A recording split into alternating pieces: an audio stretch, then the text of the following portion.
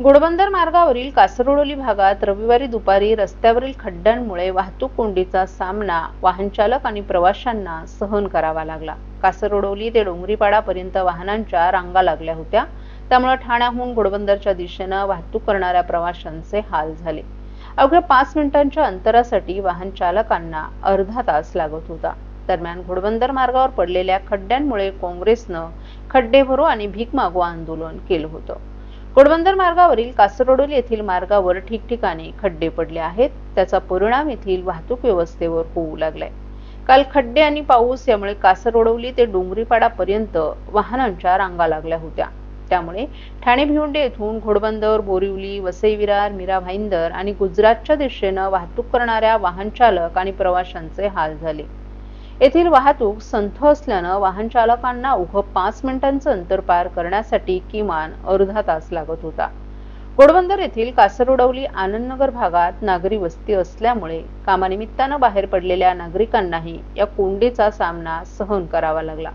गेल्या काही दिवसांपासून घोडबंदर भागात मेट्रोची कामं आणि खड्डे यामुळे वाहतूक कोंडी होऊ लागली। काल देखील वाहतूक कोंडी झाल्यानं प्रवाशांकडून नाराजी व्यक्त केली जात होती। दरम्यान घोडबंदर मार्गावर पडलेल्या खड्ड्यांमुळे काँग्रेसनं खड्डे भरो आणि भीक मागो आंदोलन केलं। भाजप आमदार संजय केळकर हे वारंवार कर्मचाऱ्यांच्या अडचणींचं निराकरण करत असतात। तसंच कर्मचारी सतत विविध प्रश्न मार्गी लावण्यासाठी आमदार केळकर यांच्याकडे धाव घेतात।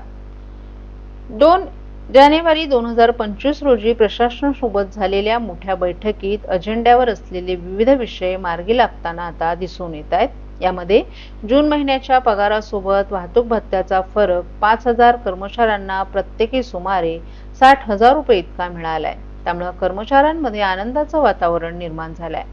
सर्व कर्मचाऱ्यांनी आमदार संजय केळकर यांचे आभार मानलेत आणि सदैव कर्मचाऱ्यांच्या पाठीशी राहावं तसेच त्यांचे आशीर्वाद मिळावेत अशी भावना व्यक्त केली आहे। आमदार वारंवार कर्मचाऱ्यांचे विविध अडचणींबाबत सतत पाठपुरावा करत असतात। यामध्ये वाहतूक भत्त्याचा फरक, 7व्या वेतन आयोगाचे पहिला, दुसरा आणि तिसरा हप्त्याचा फरक, तसंच विशेषतः 2016 नंतरच्या कर्मचाऱ्यांचा 7व्या वेतन आयोगाच्या फरकाचे हप्ते, 5 वर्ष रखडलेली ड वर्ग पदोन्नती तात्काळ करणं, PF DCPSच्या पावत्या देणं, प्रसारिक पदाची पदोन्नती तसंच वेतन त्रुटी, कंत्राटी कर्मचाऱ्यांना सेवेत कायम करणं या आणि अशा अनेक कर्मचाऱ्यांच्या अडचणींचं निराकरण आमदार संजय केळकर यांच्या माध्यमातून होत असल्यानं कर्मचाऱ्यांमध्ये आनंदाचं वातावरण निर्माण झालंय। तसंच आमदार संजय केळकर यांच्या माध्यमातून कामगारांची विविध कामं झपाट्यानं होत आहेत। महानगरपालिकेमध्ये कोणतीही अडचण आल्यास सर्वप्रथम आमदार संजय केळकर यांचीच आठवण सर्व कामगारांना येत आहे। ज्यांचे कोणी नाही त्यांचे आमदार संजय केळकर आहेत अशी भावना कष्टकरी कामगारांची होती। यावेळी कामगार प्रतिनिधी दत्ता घोगे, अजित मोरे, सुधाकर शिंदे, हरिश्चंद्र देशमुख आणि कर्मचारी प्रतिनिधींनी आमदार संजय केळकर यांचे जाहीर आभार मानलेत।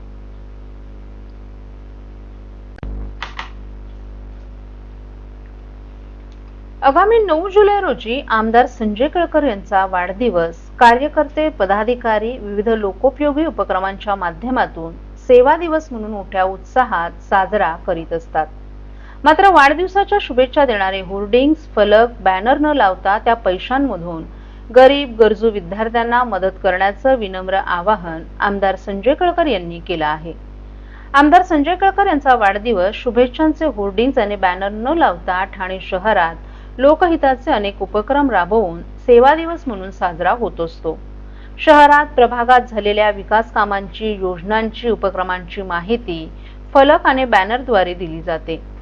केळकर यांच्या आवाहनाला प्रतिसाद देत कार्यकर्ते आणि पदाधिकारी शुभेच्छांचे होर्डिंग्स न लावता सामाजिक उपक्रम राबवत गेली अनेक वर्ष हे पथ्य पाळत आहेत।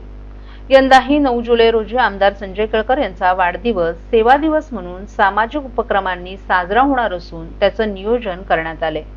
काही कार्यकर्ते, पदाधिकारी शहरात होर्डिंग्स, फलक लावून शुभेच्छा देत असतात। वाढदिवसाच्या शुभेच्छा देणारे होर्डिंग्स आणि बॅनर न लावता त्या पैशांमधून शहरातील गरीब गरजू विद्यार्थ्यांना मदत करावी, लोकहिताचे उपक्रम राबवावेत असं विनम्र आवाहन आमदार संजय केळकर यांनी केलं आहे। मुंबई येथील वरळी भागातील NCCI डोम येथे शिवसेना ठाकरे आणि मनसेचा हिंदी सक्ती आदेश रद्द निर्णयाच्या विजय मेळावा नुकताच पार पडला। या मेळाव्यात बोलताना उद्धव ठाकरे यांनी आगामी मुंबई महापालिका निवडणुकीत शिवसेना ठाकरे आणि मनसेच्या युतीचे संकेत देत मराठी माणसाच्या एकजुटीचा नारा दिलाय। त्याला शिंदेच्या युवा सेनेनं व्यंगचित्रातून प्रत्युत्तर दिले। उद्धव ठाकरे मुंबई महापालिकेची तिजोरी आणि महापौर खुर्ची असं हे व्यंगचित्र असून त्याचे बॅनर लावत शिंदेच्या युवा सेनेनं उद्धव ठाकरे यांना डिवचले। मराठी भाषेवरून गेल्या काही दिवसांपासून राज्यातील वातावरण तापलंय। हिंदी सक्ती आणि त्रिभाषा सूत्र लागू करण्याचे 2 शासकीय आदेश रद्द करण्याच्या महायुती सरकारच्या निर्णयावर जल्लोष करण्यासाठी शिवसेना ठाकरे आणि मनसेच्या वतीने आयोजित केलेला विजयी मेळावा शनिवारी वरळीत पार पडला। या मेळाव्याच्या निमित्तानं सुमारे 2 दशकांनंतर ठाकरे बंधू एकाच मंचावर एकत्र आले होते। या मंचावरून भाषण करताना दोन्ही ठाकरे बंधूंनी सरकारवर टीका केली आहे। तसंच या मेळाव्यात बोलताना उद्धव ठाकरे यांनी आगामी मुंबई महापालिका निवडणुकीत शिवसेना ठाकरे आणि मनसेच्या युतीचे संकेत दिले। त्याचबरोबर त्यांनी मराठी माणसाच्या एकजुटीचाही नारा दिला होता। त्याला शिंदेच्या युवा सेनेनं व्यंगचित्रातून प्रत्युत्तर दिले। मुंबई महापालिकेची तिजोरी आणि महापौर खुर्ची यांचा व्यंगचित्रात समावेश आहे। त्याचबरोबर उद्धव ठाकरे यांचंही व्यंगचित्र असून त्यासोबत मराठी माणसाची एकजूट अशीच राहू द्या असा मजकूर त्यांनी लिहून टोला लगावण्यात आला आहे। या बॅनरच्या निमित्तानं ठाण्यात शिंदेच्या युवा सेनेनं पुन्हा उद्धव ठाकरे यांना डिवचल्याचं दिसून येतंय। राज ठाकरे आणि उद्धव ठाकरे यांच्या विजयी मेळाव्यानंतर ठाण्यातील टेंभी नाका येथे शिंदे गटाच्या कार्यकर्त्यांनी उभाटा शिवसेना उद्धव ठाकरे यांच्या विरोधात बॅनर लावल्यानं काहीसं तणावाचं वातावरण दिसत होतं। हा बॅनर पोलीस बंदोबस्तात उतरवण्यात आलाय। हा बॅनर करण्यासाठी मोठ्या प्रमाणात पालिकेचा अतिक्रमण विभागाचा फौजफाटा तैनात करण्यात आला होता। अखेर पोलिसांनी पालिकेच्या मदतीनं हा बॅनर हटवलाय। केवळ आकसानं ही कारवाई करण्यात आली असल्याचा आरोप शिंदेच्या शिवसैनिकांनी केला आहे।